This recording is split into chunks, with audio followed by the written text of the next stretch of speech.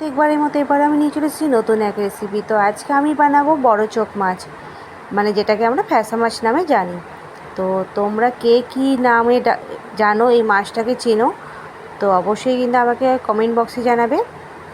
তো আমরা তো বেশিরভাগ এখানে সবাই বড় চোখ মাছ নামেই আমরা বলি এই মাছটাকে। তো যাই হোক, তো এই মাছটাকে আমি কীভাবে করছি সেটা যদি দেখতে হয়, জানতে হয়, তাহলে কিন্তু অবশ্যই আমার সাথে থাকতে হবে। আর আমার বন্ধুদের কাছে কিন্তু আমার অনুরোধ যে বন্ধুরা তোমরা প্লিজ আমার পুরো ভিডিওটা দেখো, দেখে তোমরা লাইক, শেয়ার আর কমেন্ট করো। নতুন যারা বন্ধু আছো তাদের কাছেও আমার অনুরোধ যে বন্ধুরা তোমরা প্লিজ আমার চ্যানেলটাকে সাবস্ক্রাইব করে আমার পাশে থেকো। তোমরা যদি আমার পাশে থাকো তাহলে কিন্তু আমি জীবনে চলার পথে একটু উৎসাহ পাই। আর আমাদের জীবনে যেটা লক্ষ্য আছে, যেই লক্ষ্য নিয়ে আমরা এখানে নেমেছি, তাহলে কিন্তু আমরা ঠিক সেই লক্ষ্যতে আমরা পৌঁছবো।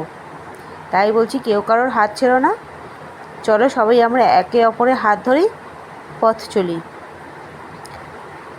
এখানে কিন্তু আমি মাছটা প্রথমে ভেজে নিচ্ছি। মাছটা যতক্ষণে ভাজা হচ্ছে আমি এখানে আলু কেটে নিয়েছি। আলু কিন্তু বেশি মোটা করে কাটিনি, চড়া করে আমি পাতলা করে কিন্তু একটু লম্বা লম্বা করে কেটে নিয়েছি। আর এখানে দেবো আমি পেঁয়াজ। আমি তোমরা ঠিকই ধরেছ, আমি কিন্তু পেঁয়াজ টমেটো দিয়েই করছি, এখানে কোনো আমি আদা রসুন ব্যবহার করছি না। তো এই মাছে যতটা পারো তোমরা যদি আদা রসুন ছাড়া করো তাহলে কিন্তু খুব ভালো হয়। তো আমি কিন্তু তাই করেছি, এখানে আদা রসুন ছাড়াই কিন্তু করেছি পুরো মাছটা আজকে। আমি আলুটাকে প্রথমে ঠিক পাতলা পাতলা করে লম্বা করে কিন্তু কেটে নিয়েছি। মাছের তরকারি যদি হয়, সেই মাছের তরকারি যদি একটু যদি লম্বা করে যদি হয়, মানে আলুগুলো, তাহলে কিন্তু বেশ খেতে ভালো লাগে, দেখতেও কিন্তু বেশ ভালো লাগে, তাই না? তো আমার তো খুব ভালো লাগে। তাই কিন্তু এখানে যেটা আমি মা ঠাকুমা ওদেরকে দেখেছি যে এইভাবে মাছের আলু কাটতে, তো আমি তো সেইভাবেই, আমরা তো বড়দের দেখেই চলি, তাই না? তাদেরকে পথেই আমরা চলি। তো আমি ঠিক তাই ওরকমই লম্বা করে কেটে নিয়েছি আলুগুলো। নুন হলুদ দিয়ে আমি ভেজে নিচ্ছি। আর এখানে আমি পেঁয়াজ কেটে নিয়েছি, দুটো দিচ্ছি পেঁয়াজ। মাছগুলো কিন্তু আমি কোনো পিস করিনি, এইগুলো মাছটা বেশি বড় নয়, ছোট মাছ, তাই কিন্তু আমি গোটা রেখেছি। বড় মাছ হলে সেটা পিস বেরিয়ে আসে, তো এটা ছোট মাছ বলে কিন্তু আমি গোটা গোটা রেখেছি। আর মাঝখানে কাটার কোনো প্রয়োজন পড়ে না, মানে লাগবে না। এই মাছটা ভাজতে গেলে একটু ছেড়ে যায়, তো যার জন্য কিন্তু মাছটা মাঝখানে আমি কোনো কাটিও নি। তো আলু এখানে ভাজা হয়ে গেছে। আর এখানে আমি কিন্তু সেই তেলের মধ্যে, মাছের তেলের মধ্যে আলু ভেজেছি, আর সেই তেলের মধ্যেই কিন্তু আমি পুরো মাছের তরকারিটা বানিয়ে নেব। কালো জিরে ফোড়ন দিয়েছি। আর এখানে আমি টমেটো আর পেঁয়াজ কিন্তু মিক্সিতে আমি মিক্স করে নিয়েছি। আমি দিয়ে দিয়েছি এখানে পেঁয়াজ টমেটো দিয়ে ভালো করে কিন্তু আলুর সাথে আমি একটু ভেজে নেব। আমি নুন আর হলুদ একটু বেশি পরিমাণে দিয়েছি, আর কিন্তু এখানে আর দেব না, এই নুন হলুদটাই থাকবে।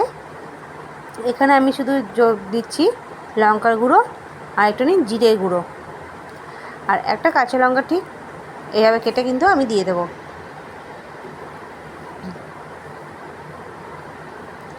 তো কাঁচা লঙ্কা চিড়ে এইভাবে কিন্তু পেঁয়াজ আর টমেটো দিয়ে আমি আজকের এই মাছের রেসিপিটা করছি।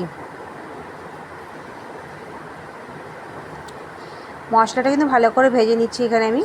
ভালো করে ভাজা হয়ে গেলে তারপর কিন্তু আমি এর মধ্যে দিয়ে দেবো জল। এখানে কিন্তু আমি বেশি রাখবো না, মানে ঝোলটা বেশি করব না, মাছের যে ঝোলটা যেটা হয় সেটা কিন্তু আমি বেশি করব না, অল্প পরিমাণে করব।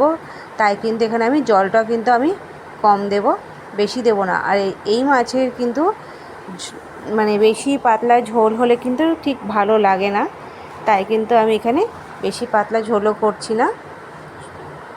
তাই আমি এখানে মশলাটা যখন ভালো করে ভেজে নেব, ভালো করে ভাজা হয়ে গেলে তার মধ্যে কিন্তু আমি দিয়ে দেবো ঠিক অল্প পরিমাণে জল, যেইটুকু জল মানে এখানে মাছগুলোকে একটু সেদ্ধ করতে লাগে ঠিক সেই পরিমাণে জলই দিচ্ছি, এর থেকে বেশি জল আমি দেব না।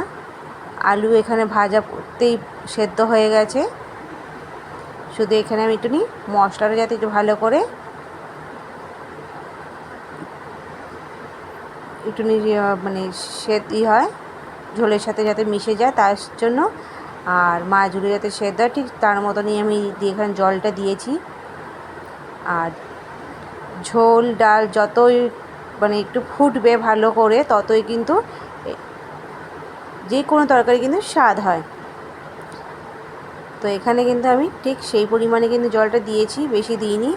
আমি কিন্তু একটু শুকিয়ে নেবো। মাছগুলো যখন একটু সেদ্ধ হয়ে যাবে মানে ভালো মতো একটু হবে ঝোলের মধ্যে সেদ্ধ হবে, তখন ঠিক সেই পরিমাণ কিন্তু আমি করে নামিয়ে নিয়েছি। তো আমার রেসিপি আজকে কীরকম লাগলো তোমরা কিন্তু অবশ্যই জানাবে পেঁয়াজ টমেটো দিয়ে।